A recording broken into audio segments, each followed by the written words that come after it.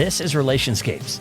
We're mapping the stories and ideas that shape who we are and how we connect with each other to build a better world.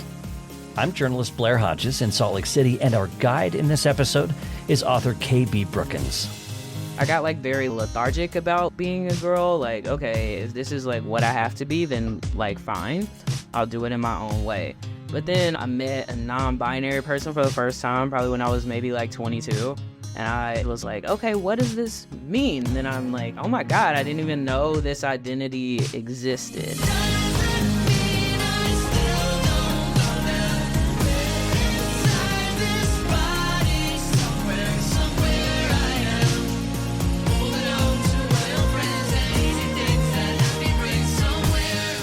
KB Brookins was struggling to know who they really were. And even though their quest for authenticity felt isolating, it couldn't happen in complete isolation. It actually took seeing someone else living more freely for KB to imagine new and better possibilities. That's the paradox at the heart of becoming ourselves. We can't do it alone. KB is a Black, queer, trans writer and a visual artist from Texas. Their award-winning memoir is called Pretty. It traces how race, gender, queerness, and masculinity are deeply entangled, not just in theory, but in the body, in everyday life with other people. So in this episode, KB invites us to break through our own rigid ideas about gender roles and to feel the liberating power of seeing and really being seen.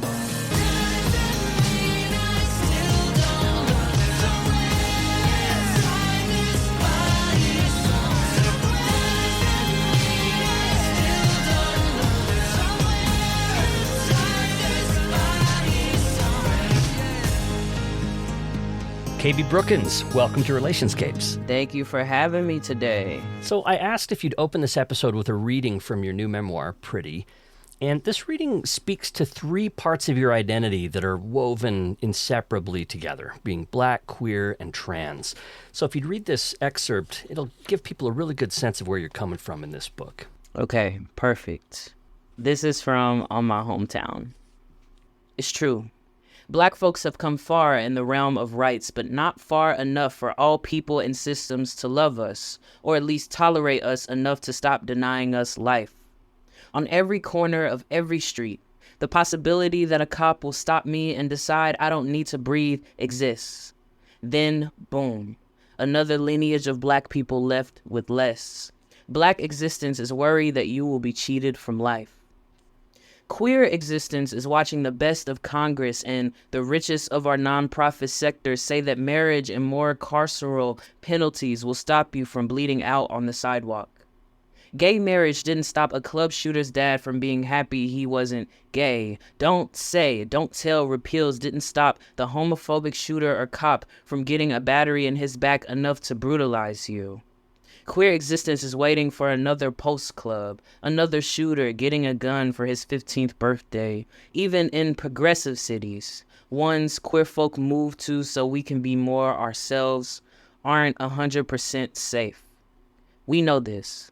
The fact that we can't be unless the pride parade is ousted from our veins. We can dissociate, crowd ourselves with those who get it in clubs and centers. But Twitter user number whatever and pundits on Fox News still remind us that we are unholy. Joe Biden will still tell his Republican colleagues that our rights can be negotiated out of existence. Religious fundamentalism, which still forcibly runs the USA, will legislate us out of existence, or tell clerks and priests they can deny our already fickle rights. The streets, which are home to many LGBTQIA+ youth, still hurl epithets at us. In childhood, I was told I was unfitting for the home of God, as if God themselves would approve of their followers condemning people. False prophets still tell queer people we must be less of ourselves to get into heaven. And all of this won't stop the doctor's office from calling you the wrong name. It won't stop trans people from not being real in some eyes, usually when you're thin and white, and being what's wrong with America in others. Transness is wanting fewer people to miss, and instead getting pronoun pins. It's wanting forcibly elected leaders and @names hiding behind cartoon avatars to stop worrying about what genitalia is in your pants. It's wanting many Americans to stop making your existence a one-up, a ploy to get the votes of losers who are too drunk on ignorance to learn anything about trans existence. Transness is 49 lawmakers in 49 states wanting your carnage and spirit dead because you dared to be yourself. It's being wrongfully accused of mutilating children. It's knowing bigots and those who fall in prey to bigot propaganda want you rotting in the ground they'll eventually mull over to build condos. You are a condo's base. The cold earth of misrepresented bodies that gets told its worth by government bodies if you are trans. Try existing with all three. Try knowing that your state and your slice of black heaven wants you dead and forgotten like all the other black, queer, and trans people who didn't survive to get out like me. Every day that I wake up able to live the life I do, I know that I'm walking uncharted territory, the newly self-acquired land of my body. I'm breaking into expressions and ways of being intentionally axed from history. I'm being everything I am as openly as I can because I want to do something better than just survive.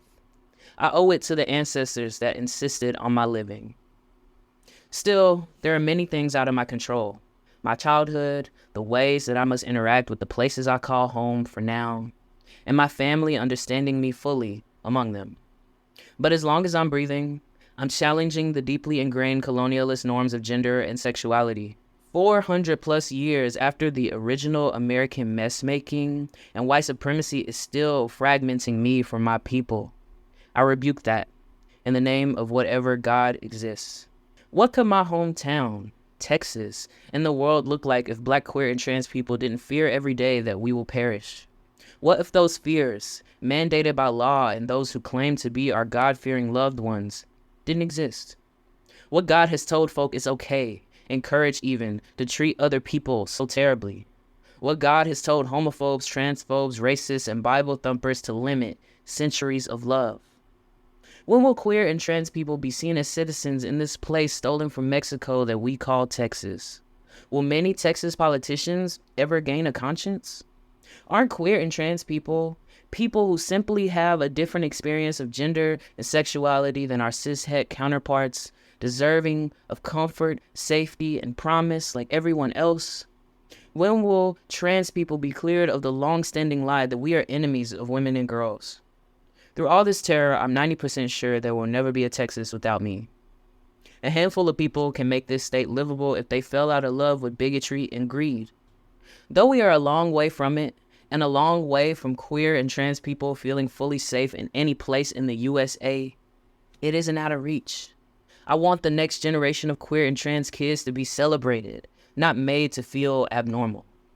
And they will be when we are honest about our problems, and artists, policymakers, cultural workers, and people in all cities work with us to solve it. I'd love to exist in this place and be black, queer, and trans without it being an issue. I'd love a Texas where I can go to the doctor and pee and play sports like every cishet does without the added layers of sorrow. I'd love to see my family, be close to my family, get apologies from my family. I'd love to live in a stop six where I can say, there will never be a Texas without trans people and all the beautiful black faces that populate the area, my area, believe me. How would my love for other beings, for my hometown and state, be if we could truly be out? These are the questions that keep me writing and chasing the past. Everything I am is of God. That's KB Brookins reading from the memoir Pretty. KB, thanks for that. I wanted to start with that long excerpt because it does such a good job of putting these three different parts of your identity, which, by the way, is even bigger than those three things. But really, those maybe act as anchors around which everything else sort of circulates. I wanted to start out there so that people could really get a sense for who you are. You said there's about 90% chance that you'd stick in Texas. What's that other 10% look like? Funny. So I am kind of a career Texan in the sense that I'm born, raised, and based here. I've only ever lived in this state, right? Yeah. And surely, you know, as many people probably have like throughout their lives, they're like, what would life be if I just moved away, right? If I just moved to another state, moved to another country, whatever, like what would that be? Because I am who I am, like have had these issues, this complicated relationship with my home state, in the sense that like I know it's a lot of love and beautiful people, and really great activism, really great art here. But I'm also like, surely there is a place where I wouldn't have to work as hard to be who I am. And that's constantly been kind of a back and forth with me, especially like as I've been an adult and like have had the liberty in some ways to like move away at different points in my life. I think there are a lot of forces trying to push people like me out, trying to push my friends out, right? We make do with what we have. I really want to combat the idea of Texas being, in like the Bible Belt in general, like being this like unsalvageable area of the U.S. And I try to point out, even in the excerpt that I read, like the issues that are happening in Texas are not just happening in Texas, right? And are just not happening in the South either. Like just last year, which I kind of pulled in that quote, like 49 states, right? Like had at least one lawmaker in them trying to pass some kind of anti-trans law, right? So no matter where I go, it'll just be a place with new issues. It's especially tough because we don't have good federal protections that apply across states. Right. And I also see irony in a place like Texas, and I'm interviewing you from Utah, which is similar in that the Utah government here is all about local control, right? It resists federal oversight. And of course, the irony there is they become their own sort of kingdom because there's pockets in Utah where queer people can have more or less great lives where they don't necessarily bump into the difficulties. I'm here in Salt Lake City, for example, but they're still bound by the laws of the state. And so I imagine Texas has pockets of good and pockets where it's better or worse or more difficult or less. But because of that overriding state control, the state gets to decide. So it becomes its own federal control point for people like you and for people who are in the minority. Right, absolutely. It's just frustrating. Yeah. I mean, Austin, which is where I live currently, is the third queerest city in the U.S., right? It has the third largest like queer population. Wow, I didn't know that. Yeah. So it's like, we have our pockets. We do live here and exist and thrive here. Yeah. It's just a matter of, like you're saying, like folks at the state level deciding that they are God, really. Yeah. Like just trying to kind of, even in like more queer friendly cities like Austin or Dallas or Houston or San Antonio, and notice that like all of the big cities in Texas are like generally like more liberal, right? Yeah. It's just overreach, right? And like trying to strip us of the like progress that we are making.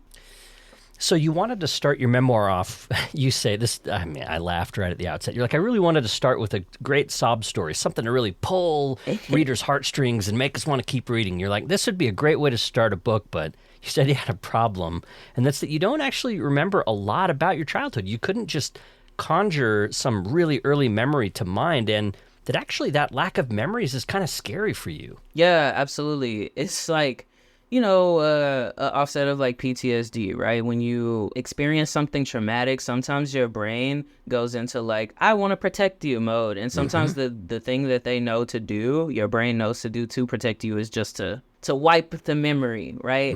And it's so silly because I'm like, I want to write nonfiction. And then it's just like blank spaces, right? So then I'm like, well, I want to write creative nonfiction because I can like spin those memories in a creative way and create hopefully a compelling story for the reader, and also kind of just like pluck the things that I do remember and kind of tell you, how they hit me now as a grown adult. Yeah, you say in the past you were likely to kind of just make up some stories even too, like your life we're talking from birth up to 17. We're not talking about when you were like 3 or 4 years old when people might not have memories. We're talking about a lot of your youth. What were some of the fictions that you came up with that you can remember now? Like, I used to say this or that. Yeah, I was really conflicted, I guess, about like not knowing who my like birth parents were. So I'd be like, my birth, like, I'm adopted, but I like know my birth parents. Like my birth dad did this and this and this. Meanwhile, I don't know his name. I don't know anything about this guy, right? But it's just that like that real want for these kinds of memories that my peers had. So I'm like, well, let me just make my own memories then. Yeah. And these adoptive parents that you had, they were church-going folks. Tell us a little bit about that family then that you were raised in, your adoptive family. My adoptive parents are Fort Worthians. My dad actually was born in like a small kind of East Texas city, but like only knows Fort Worth, right, as the place that he was raised. They graduated at the same high school I graduated at, which was the only like black high school in the area. Like lots of history, really, in my hometown. For that reason, like all of my extended family are also from Fort Worth, and all of them kind of like stayed local too. Both of my parents came from very kind of Christian Baptists, some missionary Baptist kind of backgrounds. So they, were definitely, my mom played the piano in church and my dad was a preacher. So like I was the kind of kid that was like in church Wednesday, Sunday, some Saturdays, like all the time, and like was kind of expected to be memorizing the Bible type of thing. So they did provide you with a bunch of Barbie dolls, though, right? Like like pretty much everybody, at least of our generation, and even to today, we're told what we are from birth, right? There's an announcement. We have, you're a girl. This is what society told you, and this is what your family embraced. So you have these Barbie dolls, and you have a memory of that. And you played with them kind of in your own way. So as a kid, you had to kind of play with them in a secret way. And even as a kid, you kind of knew you were doing that, which is really interesting. What was your childhood play like with these dolls? Yeah, it's so interesting how like, products definitely place. Because I've like even like read other memoirs where they talk about Barbie dolls, like people who grew up as girls, right? In my instance, a thing that little girls often did was like play house, right, with Barbie dolls. Yeah. And in my head as a young person, I was like, well, I'm playing house, but I'm also kind of like working out my feelings that I don't know how to express, right?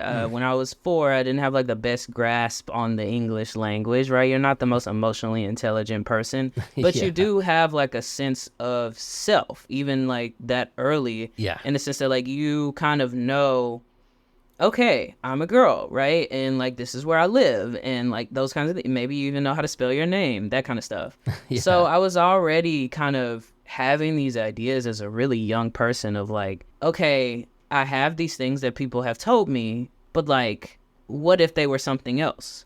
It's like similar. I was kind of playing with Barbie dolls in the way that like little boys play with Transformers, where they're like, oh, let me take the head off, and like, now it's another doll, Yeah, mix But I'm and like, match. okay, what if Barbie was just like never wore clothes? I put mine in the splits all the time, like was just doing all kinds of weird stuff with them. Because I'm like, well, they're kind of like genderless in the sense that like, yes, Barbie has all of this pink kind of feminine whatever, but it's like they don't have a body, in the same way that we do. So yeah, I was just kind of like working out the boundaries of what I had been told at a really young age, like through action figures, Barbie dolls, etc. Yeah, and you're doing this with toys because, like you said, you don't really have the higher concepts about what all this means, and you were experiencing a lot of the gender policing that kids go through. You talk about how there's a moment when you were 5 years old, right? Your mom's driving you home from school, and she tells you, "Close your legs, girl. There are men around." Talk about some of these rules that you start getting policed by and how those came across to you. Absolutely. I was a spreader. Like, I just love to open my legs super far. And then, like, people would be like, oh, because you're a girl, you have to close your legs. But, like, specifically saying there are men around is such a loaded statement. Because it's like, why am I, as a little girl, like, told and responsible for men, right, and their reactions to like a body, right? And at that age, they're not even going to really go into detail about that either. They just sort of leave it out there like you're supposed to know. There are men around. Right. Okay.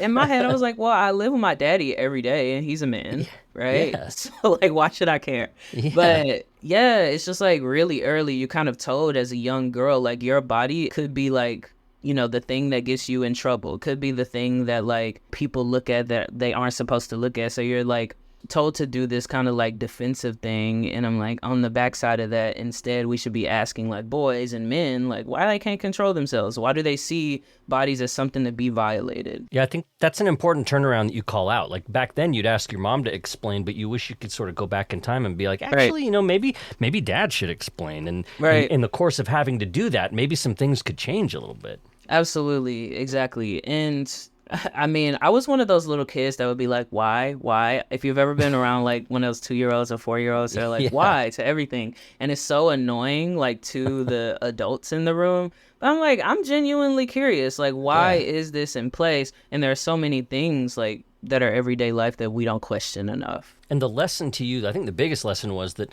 the way that you existed in your body needed to bend around the expectations and presence of men. Right. Being gendered as a girl meant very specific things about who you could be, who you're supposed to be, and how you could even position yourself in a chair. Yeah. That's a lot of control. That's a lot of power over a little kid. Yeah, I'm hoping to, at the beginning of the book, just like point out the things that we maybe don't think enough about that are pretty commonplace. Like I would say even there are men around, that's not something like specific to me. Like I've heard other people say that they were also told that as little girls, right? Yeah, and it was hard for you to also to find a place to fit in at school. You described yourself as being kind of a larger kid, kind of built, and you dealt with kids who would tease you and refer to you as being manly.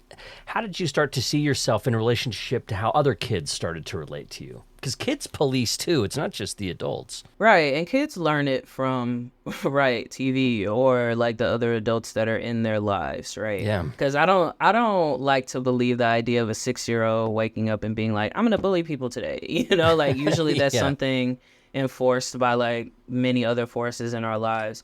Yeah, I think gender is not just a thing of clothes and even not just a thing of like how you carry your body. It's also a thing of size, like fatness, and I think like body weight, like people even gender that, right? And I'm trying to, in the book, kind of point out the fact that like there is kind of like a picture of womanhood, and they think of like, a thin, dainty person. So when you're not thin and dainty, people try to even like strip your womanness away from you. And I would think even like, on the kind of like male side, like having a bigger body is even like different than, maybe someone with a 6-pack and whatnot. So we gender our bodies even based on kind of what they look like in that way. Yeah. And you also saw as a kid boys being policed and schooled about gender. There's one story you tell that's, I really felt it. There's a dad who yelled at his son to knock off. I think the son was crying or something, and the dad just really laid into him about it. And it's heartbreaking. Absolutely. And I saw that, quite a bit. And even now when I see it, I try to point it out where it's like, oh, okay, this like, 5-year-old boy is crying and people are like, you need to suck that up. And I'm like, why? Why does he need to suck that up? And asking more questions about the kind of conventions that we've decided on, like what being a man is, even for like a little boy who maybe is not even potty trained, right? Even for a little boy who like doesn't know his timetables, you're like telling him and trying to put him in the position of a man. And why does a man need to be in a position of like never crying? Never showing that emotion. Because even if you think that makes someone tougher, those emotions come out in other ways, often other like volatile ways.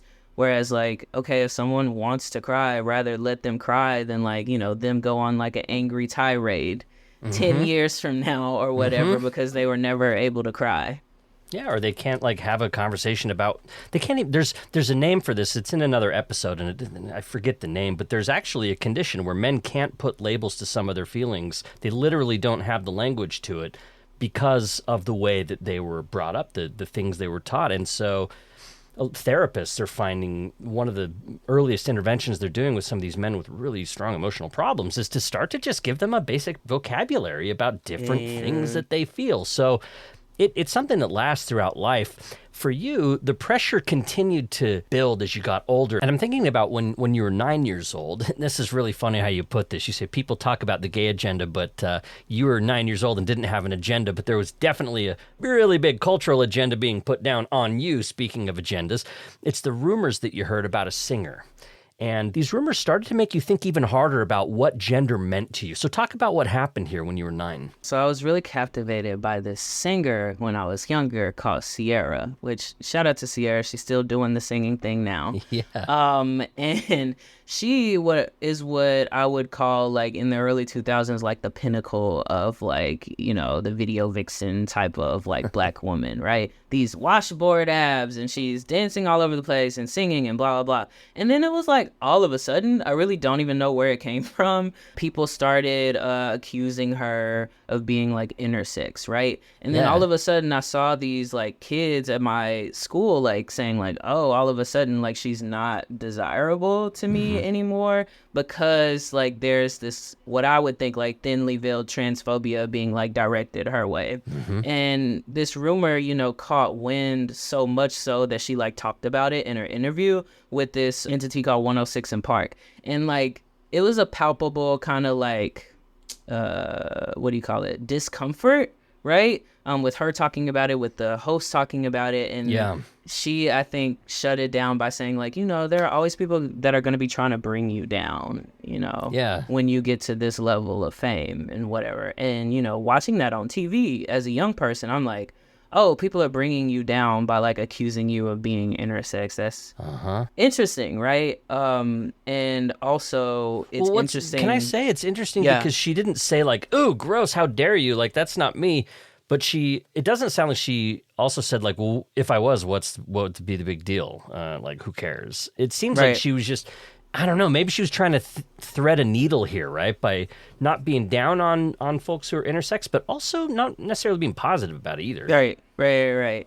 She was just like, I feel like you're trying to bring me down by doing this. And then like, also at the same time, there would be people being accused of being gay, blah, blah. And they'd be like, you're just trying to bring me down. And I'm like, it's just so weird that y'all think of like being queer or trans or in that community as like someone trying to like prey on your downfall, right?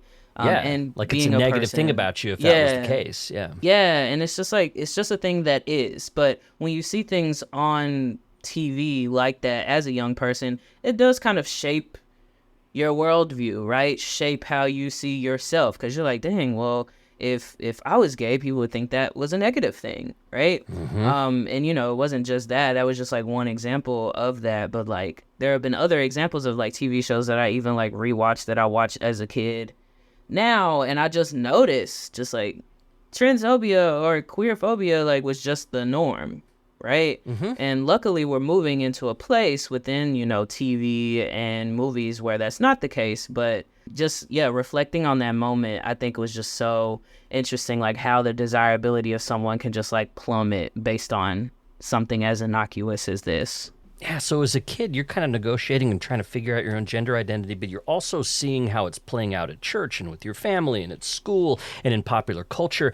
And by the time you're in middle school, you call yourself a weird kid. Those are your words. You're wearing skinny jeans and rhinestone belts, and you say like kind of the aura of an emo kid, and you stayed to yourself a lot. But there was this moment when you were 13 when a popular girl crashed into you and told you to get out of the way and called you a gay slur. And at that age, you didn't quite know what that word meant. You only knew that that was bad. And was hearing language like that at school a common occurrence? And how were you making sense of it at 13? Well, yeah, it was middle school. Middle school was kind of the worst of times, right? Everyone's just all of a sudden like, so not all of a sudden. I mean, I think it's like gradual, even in elementary school, where you're like aware of your social status and you're trying to like maintain whatever social capital you have. And then that leads to bullying, that leads to cliques, all of that stuff. Yeah. And she like ran into me randomly and then like called me this word, and I didn't know what it meant, but I knew it was bad just based on everybody's reactions around me. Like everyone was just like gasp or like, you know, oh my gosh, she said that to you. And I was just like, shit, man. But I think I could infer that it had something to do with queerness, because at the time, like other people in my life were also like projecting that onto me. Even though I didn't necessarily know what being gay meant, I had not had any, you know, romantic relationships in a real way, like at that age. So I was just like, y'all are telling me something about myself that I have not even had the space to explore. And also people are like actively trying to shut it down, even though I'm like, nothing's happened. I haven't kissed a girl, none of that stuff. So yeah. And you weren't even thinking about it much. How did you go from that to starting to identify at first as a butch lesbian? That was kind of the first, right, I guess, identity that you embraced as you started to not resist queer identities. Yeah, I think That was just language and an identity that was available to me at the time. You know, I met a butch lesbian for the first time when I was like 12, and I was just like, oh, I didn't know people could dress like this. I didn't know girls could cut their hair like X, Y, and Yeah. Z, right? And sometimes just someone existing in front of you is enough to like show you possibility, or at least show you like an option of like being. So I was like, well, I definitely know I'm not straight, right? Once I started like getting attraction in a real way to other people. And then also I was like, I know I'm not straight, and I also like don't like wearing girl clothes, and that's always kind of girl clothes, and that's always Yeah. like been the case since I was a young person. So I was like, maybe this identity is the one that fits. But yeah. There needs to be sort of these examples and people trying things out for us to find our place. And Right. everybody kind of does this. I mean, and whether they're queer or straight or whatever, I mean, whether you find yourself with the kind of people that listen to a certain kind of music, or you're a band kid, or you're a choir geek, or you're like in sports, or Right. there's all kinds of different ways that we find our way in the world. Yours was more wrapped up in complicated gender questions because, like you said, there were rumors about you. And this caused problems at church, too, right? Like people Right. had rumors about you. And if you were gay there, that would be a problem. Absolutely. Because, you know, I went to the kind of church, which I now know as an adult, right? Not all churches are this way. But I went to the kind of church that really was just like, you know, being gay is a sin kind of thing. So I like knew, even if that was like how I identify, that I had to keep that a secret within the church world. And also like before I even started dressing butch, you know, when I was wearing, you know, these ridiculous emo outfits, like people would be just like, this is not becoming, you know, of a young church girl. So it was a whole thing, but I was like, I also like can't change myself. Like I've tried that, you know, I've tried to pray it away, whatever it is, and it's just not working. So then I just, you know, swung super left. And by like 10th, 11th grade, I was like, okay, well, I'm a butch lesbian. I'm the exact opposite, right? And that's just what it is. And at my high school, it was really like, you were a butch lesbian, you were femme lesbian, you were straight. Like those were the only options. Like there was just no room for like bisexuality, which is ridiculous in hindsight. And then it was also like, if you were butch, you had to be like stone butch, or people would question that. And I myself have always just like personality wise, like not necessarily been like strong masculine. I've just been kind of like flowing, not necessarily in the middle, maybe like farther masculine, but like not so far there. So even within that kind of like very small, as in like 30 people, right? Lesbian bubble, they were still just like, you don't fit here. But yeah. Yeah, there's boundary policing just Yeah. all around. Like everybody's like just the gatekeeping that can go on. What years was this? I don't remember what years you were in high school. Late 2000s, early 2010s. Okay, cool. How did you start to identify as trans then? How did you make this transition from thinking of yourself as a butch lesbian to thinking like, maybe that actually doesn't fit for me? Probably college. So my college, shout out Texas Christian University, had what people at the time called Gay Straight Alliance, but a lot of people have now renamed them to like Gender and Sexuality Collective or something. And yeah. So then, like, I met through the couple of meetings that I went to, because I was not consistent in any way in most things in college. The couple of meetings I went to, I, like, met people who were queer in different ways than me, and then also, like, people who were trans. And, again, it was a matter of, like, just knowing that it was possible. I met a non-binary person for the first time, probably when I was maybe, like, 22. And I, in my head, was like, okay, what does this mean? But I know I can't ask this person, so I'm going to ask the internet. And then I'm like looking in the internet, and I'm like, oh my God, I didn't even know this identity existed, right? Yeah. So now I'm just like thinking about myself and like, oh, okay, that language fits better than like what I've been doing over here, because I knew it wasn't quite like a fit for me, but I didn't know why necessarily. I got like very like lethargic about like being a girl. Like, okay, if this is like what I have to be, then like fine, I'll do it in my own way. But then I was like, oh, well, these other folks, you know, around me have decided I don't have to like accept these kind of boxes given to me. I'm gonna jump out of the box and I'm gonna do something else. So yeah, it was just a matter of exposure for me. And it involved social transition and also medical transition. So your appearance, hair, hormone, pronouns, all of this stuff, your voice is going to start to change. But you also pursued surgery, top surgery. So this is the removal of breast tissue.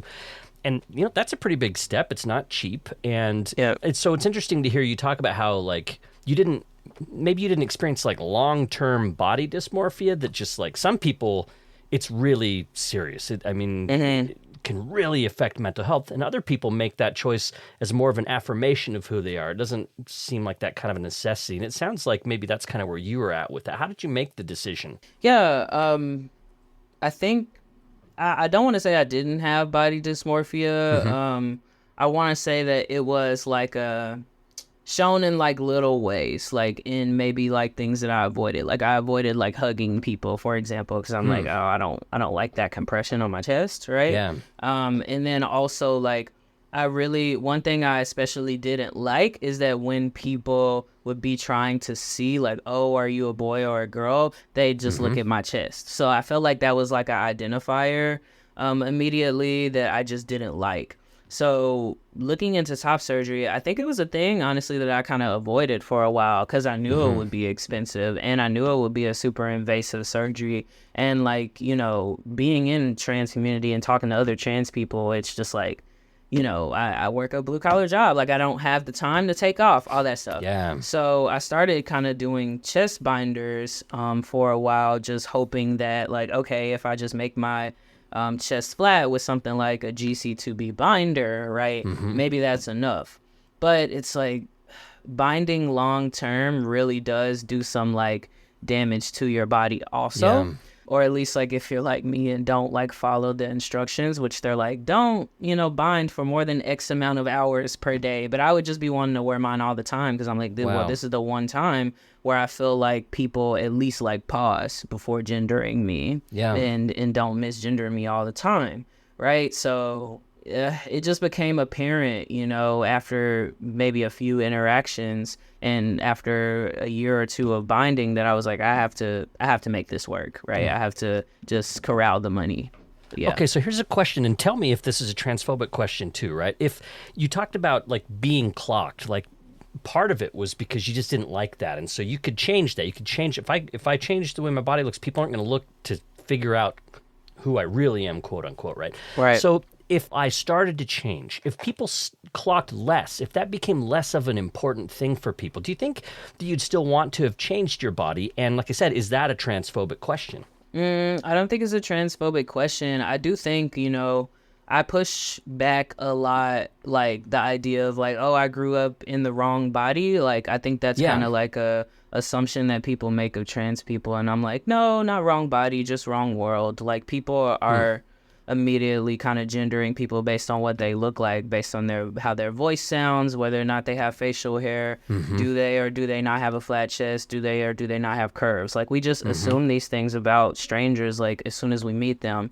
And I was in my head at the time like, okay, if I just eliminated one thing, maybe people would at least question, right? But then literally that same day that I like got my first binder, someone was like, right this way, ma'am, or something like that. And I was just like, yeah, that's not enough, And then, even post-op surgery, I had to like really give up my ideas of passing, right? Even now, most people, in my day-to-day life assume that I'm a man.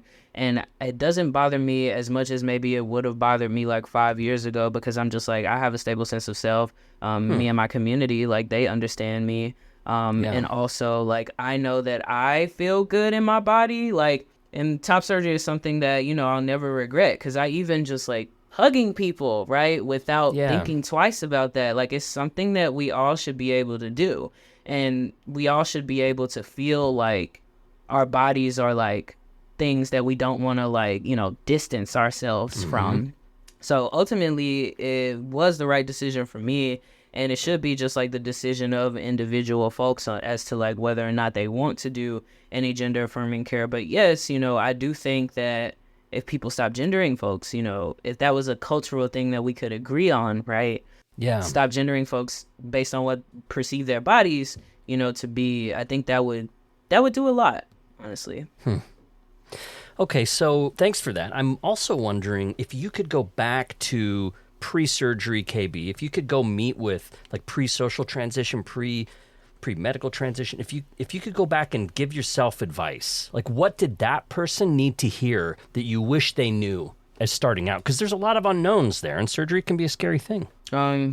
Stop waiting is what I would tell my older self. Like, I waited a long time to do kind of the steps of my transition because I was too worried about what people would think, what my family would think, what my workplace would think, what X, Y, and Z would think, what jobs I wouldn't be able to get after that. And it's just, you figure all that stuff out, and I feel just like much more like myself and at home in my body. I feel much more at home with the people that I consider friends now and the people that I consider family now. And like, I was just so worried about like maintaining things that I didn't necessarily need to maintain. So I would tell my older self, like, do not prolong your own happiness because of other people's comfort.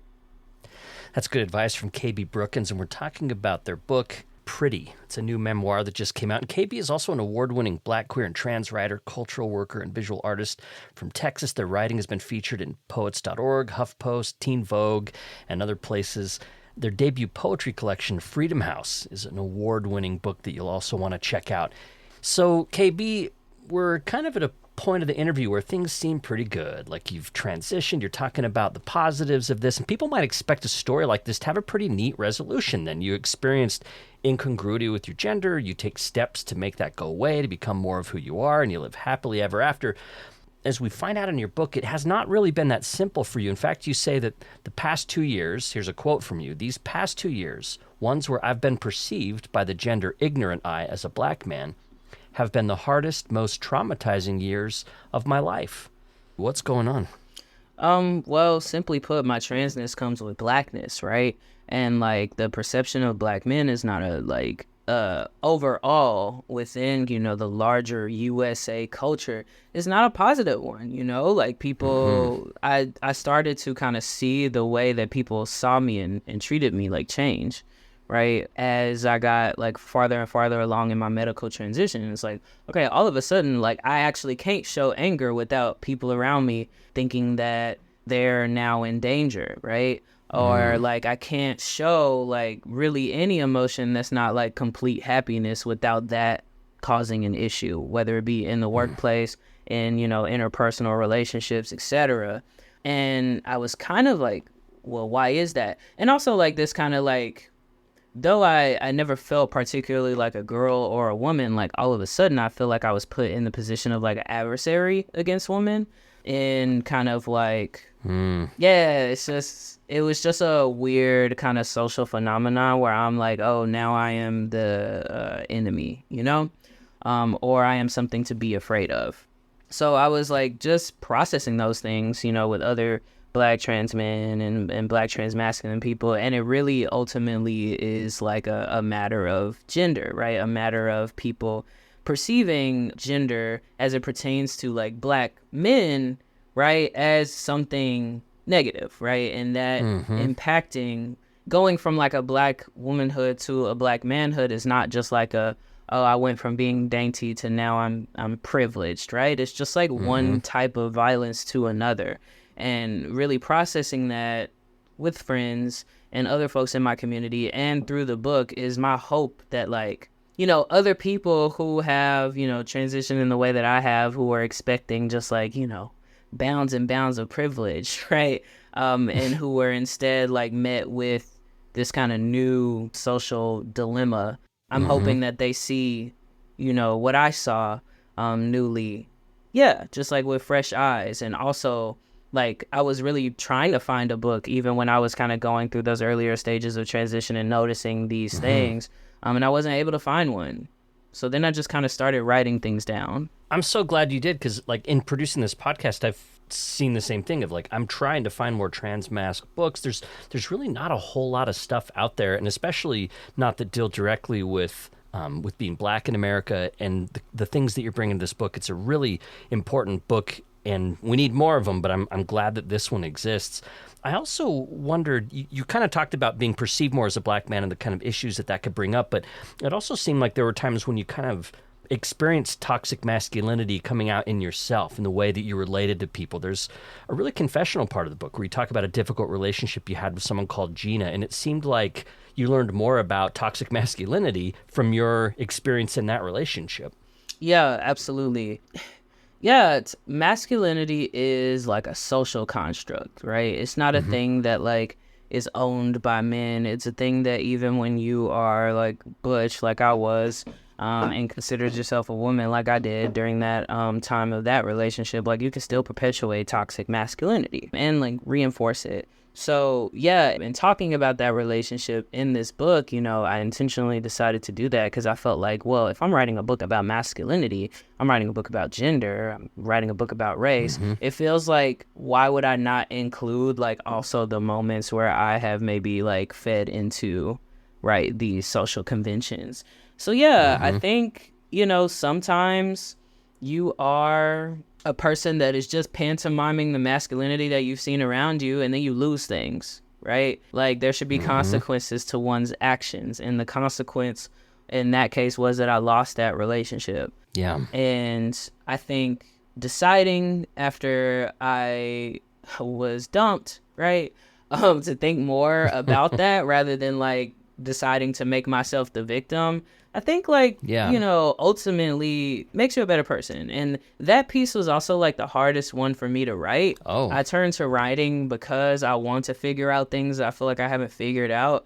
And sometimes I have a hard time like relaying shame on the page without making it like a woe is me, like nobody wants to read that, right? Woe is me. Yeah, see, that's the hard thing, is to not make yourself into some kind of like pitiable creature or something. Right. It's like, I don't need you to feel sorry for me. I need you to like see like what I have done, so we get out of this idea that people can never change, right? That toxic masculinity is just a virus that people just have for the rest of their lives, right? And I'm not saying like, you know, I've been healed from this or whatever. It's like constantly growing and learning. But I think openly talking about those things empowers, you know, others, and I've seen this, right, around you, to then like admit to their faults. Because if you can't like admit to your faults, like how can you ever be better? And how can you also be a person that is like preaching these ideas of like, let's dismantle this, when you're not like actually dismantling it in your personal life? So yeah, are there particular behaviors that you find yourself having to resist? To kind of, what kind of toxic masculinity behaviors are you like trying to see in yourself and say, I actually, that's not what I want to do? As it pertains to that relationship, definitely like just ownership, like feeling like you own someone, like they are yours and yours only, and you have to like regulate their perception of you by, I don't know, like, I think there was a level of, like, unintentional, but nonetheless, like, manipulation that I was doing in that relationship, just to try to, like, keep this person in my good graces, or trying to, you know, like, keep them on my side kind of thing.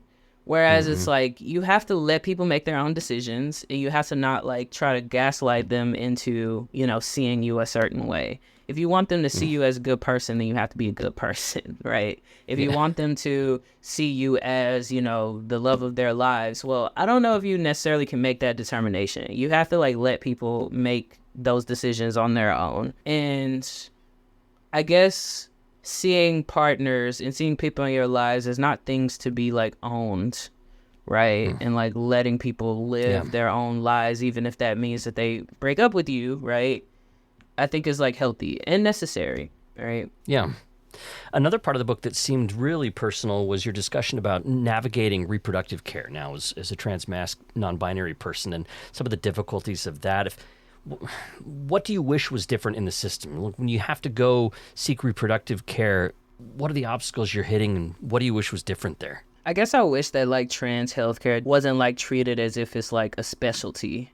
You know, I wish trans healthcare was just like the norm, right? Because I'm like, trans healthcare is not the same thing as like going to a podiatrist because you need a foot doctor, right? It's not the same thing as like going to, you know, a physical therapist, X, Y, and Z. Yeah, sure. It's like, no, this should be a thing that's just ingrained in all care. If you want to be a place that serves people, right, you need to know the ins and outs of people. And too many times, you know, like in the time that I'm relaying in this book, like I have to go to like a person who's like certified in trans care or like who's LGBTQ inclusive. And even with LGBTQ inclusivity, I can't always trust that, because sometimes, Yeah. you know, people will be like, you know, I've went to one ally training and now I'm an LGBT inclusive doctor. And I'm just like, that's not true. Get rid of pamphlet. Yeah. It's like, that's not true. And, you know, I think it's a palpable like discomfort sometimes that I feel with providers talking to me about my health care, talking to me about just like regular things that I have to get done, just like any other person, right? And I just wish there was cancer like, screenings, stuff like that. I just wish there was just like, well, I feel uncomfortable because you feel uncomfortable, you know, like like expose yourself to different ways of being, and that's, you know, on the bounds of race, gender, sexual orientation, like all of those things. I just wish it was more common for people to like just know the information, and for me to not have to step into like a doctor role to like just tell people more about what my life is like, right? Yeah, and this is an important part of your book where you talk about trans fatigue and how to deal with it, because the extra things you have to do can really wear on a person. Right. And there are assumptions about who you are. Even going into that appointment, you're going to run into a receptionist who might be like, oh, hi, sir, are you here for your girlfriend? Or Right. like stuff like this. And it takes that little bit of extra effort for you to be like, no, I'm here for myself. And now we got to do this whole thing. There's just these things that kind of can wear you down over time, and they can add up. And when you add race to that, it becomes even more so. There's the concept of weathering. There's actually a physical negative effects that racism puts upon people, and you're experiencing that with being trans and being black. So I thought it was helpful for you to specifically talk about trans fatigue and give real examples from it. And I hope people check out the book so that they can see how these everyday experiences just wear on a person. The question I have is, as your book reaches people, as people hear more stories, as people get to know more people who are non-binary, who are trans, sometimes in the book you seem hopeful that we can look to a future when enough people will know so that the trans fatigue decreases. You won't run into as many obstacles anymore. Sometimes you seem pretty hopeful about that.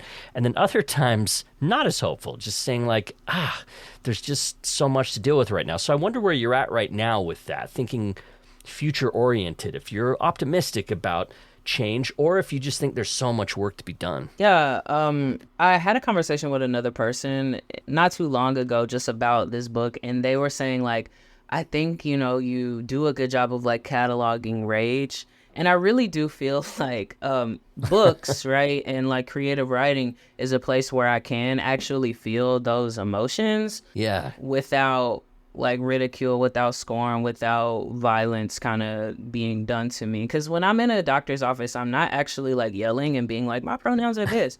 Like usually I'm just like, okay, you know, they, them, or like, oh, actually I am here for me, right? Yeah.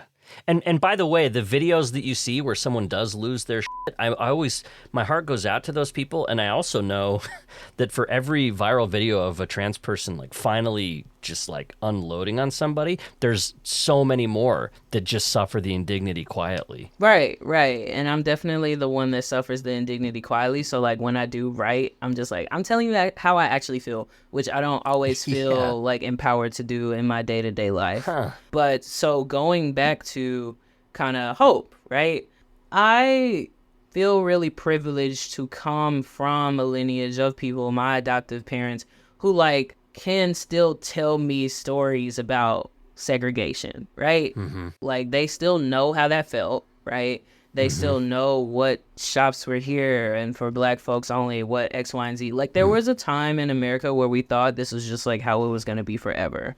There were times in America where we thought, you know, we would never get gay marriage. Like, but culture changes over time. People change over time when they're given more information, when other people who are not just like the oppressed, like also step in that role of like education and like disrupting harmful opinions, right? And I think there is a real, we're seeing a phenomenon of people trying to drag the U.S. like back to the 1950s because they are like, we have, you know, progressed too much, but like regardless of those people who are like actually a fraction rather than like the rule and like everyday people, regardless of those folks, like we are still making progress, making headway in the, you know, you can't even just say it's like a age thing anymore, right? I'm like explaining pronouns to people who are like in their 50s and they're getting it, you know, because they're open to getting it, right? So I think I have a lot of hope, you know, even in the moments where things feel bleak. Like, I live in Texas, like all I have is hope, right? And I see people every day getting up, going to the Capitol, telling, you know, folks there who are really like really committed to like not hearing anything that's outside of their echo chamber. Like, they're going to those folks and like showing like trans people are a part of Texas, and we always have been, and we're not going anywhere. Black folks are a part of Texas despite your anti-DEI laws that you're trying to pass, right? X, Y, and Z. So we're making do with what we can, and I'm also making do with what I can, as in like retaining hope for a more hopeful future. Because there was a world where in which I never saw trans people on TV, and now I do, right? There was a world where in which like someone could get away with saying something homophobic, nothing happens. Now people say homophobic things on TV, and usually there's at least a little outrage, you know? So like things are changing, and they will continue to change regardless of, again, like those people who are trying to drag us into the past. I mean, I think the big pushback we're seeing right now, the rise in all these bills, is partly the outcome of the progress that's been made, and is a symptom of that progress, and can be a spur to further progress. It just requires people to use their voices, and it requires people to educate themselves and to learn and to be willing to keep pushing forward for more. I think for me, one of the reasons I love doing the show is to just try to give people more ideas about how things could be different, and to hear real people like you, people who are putting great books out, who are helping change the conversation, who are being visible, and that are willing to express that hope. Because sometimes hope is hard to come by. So it's a precious commodity, and I appreciate that you're willing to share it. Absolutely. And I won't say I don't have days that are like, everything is horrible, you know? Yeah. But like, I get myself out of those days. I get up the next day, you know, and I do what I can. I donate to the, you know, GoFundMe. I go to the rally. Yeah. I write a sentence, you know, just about something that people would like to believe like doesn't exist, like Black trans people in Texas. You know, this book was like a labor of love. It was a way of writing myself and my community into history. It's also a way that I've been able to like connect with other people who also have the same experiences. You know, I get an email at least once a week, you know, from a stranger in some part of the world that's like, oh, you know, this helped me, or I really relate to this on so many levels. And maybe they're not even Black and trans, you know, some of those people. Maybe they are of other identities that have comparable experiences, because you don't have to be queer to have experienced like being othered. You don't have to be trans to experience like medical, you know, dysfunction, you know, like in the medical field. So, you know, I'm writing about things that feel specific but are universal, and the more that we talk about them, the closer that we can get to progress. See, I love that. As a, you know, cisgender, hetero, white dude in Utah, there were scenes in this book that connected with me on a personal level. I mentioned that scene of that dad really correcting his son about what to do, and you know, my dad wasn't necessarily like that, but I got plenty of messages from people around me about what it meant to be a boy or what it meant to be a man, and so there was so much here for me to connect to. And then also the differences mattered just as much. I loved seeing things from your perspective, because it reminds me what my perspective is, and that my perspective is just that, a perspective. So seeing the differences, I think, is just as important, and your memoir is a great way for people to see where they're situated at too. Again, I want to remind people the memoir is called Pretty by KB Brookins. You can learn more about it at KB's website, earthtokb.com. They also have a Substack, Out of This World. You can check that out. And KB, before we go, let's talk about regrets, challenges, and surprises. This is how we end every episode, where you get to reflect back on if there's anything you would change about the book now that it's in print, any regrets you have about it, or what the most challenging part of writing it was, or if there's something that surprised you in the course of putting it together, something you learned about yourself. you can speak to any of those things. It's up to you.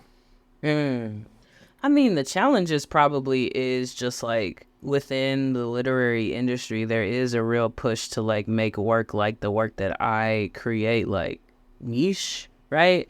Where it's like, oh, this will only appeal to certain audiences.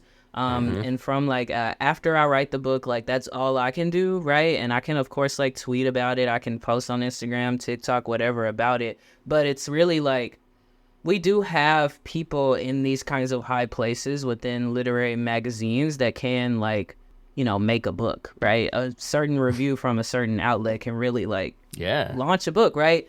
You get on Oprah's book club, you're good, you know? Stuff like that. So I think I was definitely a bit challenged in the sense that like there are some things that are out of my control, you know? And there are some perceptions that are still out there about Black trans lit, about Black queer lit, about trans lit, about Black lit, where people think that they can only speak to this amount of people, right? And like, yeah, like how many Black, queer, trans, sort of non-binary readers are there going to be if you're a publisher and that's who you think's only going to read it? Then it's an issue. It's a real issue. And I think like, you know, I've been changed by reading perspectives that are like the opposite, you know, totally different than mine. And I think I've been enriched that way. So I don't know, just like, see, this is what bugs me, KB, because I think Black and queer people have had to do this all along because the canon itself is so white and so straight and so usually male that I was talking to Kiese Lehman about this in another interview where they're basically like, we had to read ourselves into the canon. Like that's we've been doing that our whole lives. Now we're trying to get into that canon and everybody's acting surprised. Like you can read a book by somebody that doesn't have the same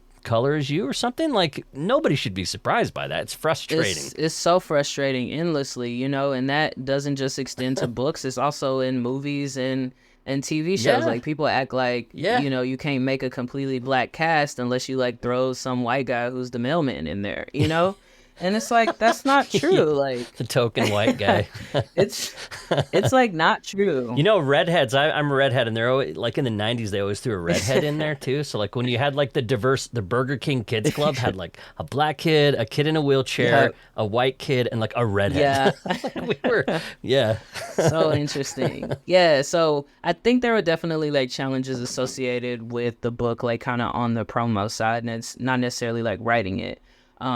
As I was writing it, you know, it was really like me playing singles tennis. You know, I was thinking a lot of these thoughts. I was bouncing them to my editor, Errol McDonald, and he'd be like, this is great. This is awesome. Keep going. Or this, I don't know about this. Maybe you want to cut it. But also like a thing that I did enjoy about working with Knopf is that they did give me a lot of free reign. Like this is a experimental book in the sense that I have poems, I have photographs. It's prose that is not so hand-holding about things that maybe people may not understand, right? I have some footnotes here and there that are like, okay, I'm going to give you the, you know, definition of this if it's not an agreed upon definition, even within the queer and trans community. But otherwise, I'm going to trust that you can like go look this up, right? Like if you want to know more about it. Like I'm a poet, so you know I brought a poet's sensibility to a lot of this memoir. Where like in poetry, when I'm reading a poetry collection, the poet is expecting me to go look it up, you know, if I don't know. So I appreciated that they gave me, you know, the space to create a book that felt like mine. You know, it's non-linear and it has poetry, it has these different mediums, but they ultimately work together to tell you a story, right? About queerness, about masculinity, about race. So yeah. Again, pretty is the book.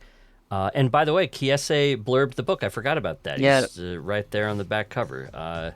Terrific book. And hey, KB, I appreciate you. There's so much more we could have talked about. I want people to know we really did only scratch the surface of this. There's a ton more in here. So thanks for taking the time and talking to us. Of course. Thank you so much for having me. Thank you for these really good questions. I love to, you know, just see how the book is landing, and I'm really glad it landed with you.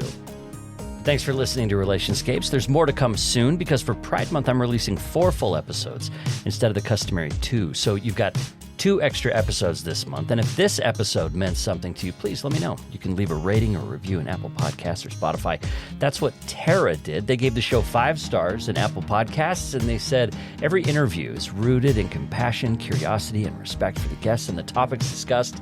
Thank you for that review, Tara. That's awesome. And I already know you've recommended the show to your friends because your review says that you do. So I hope others will follow your lead and review the show and recommend it to people.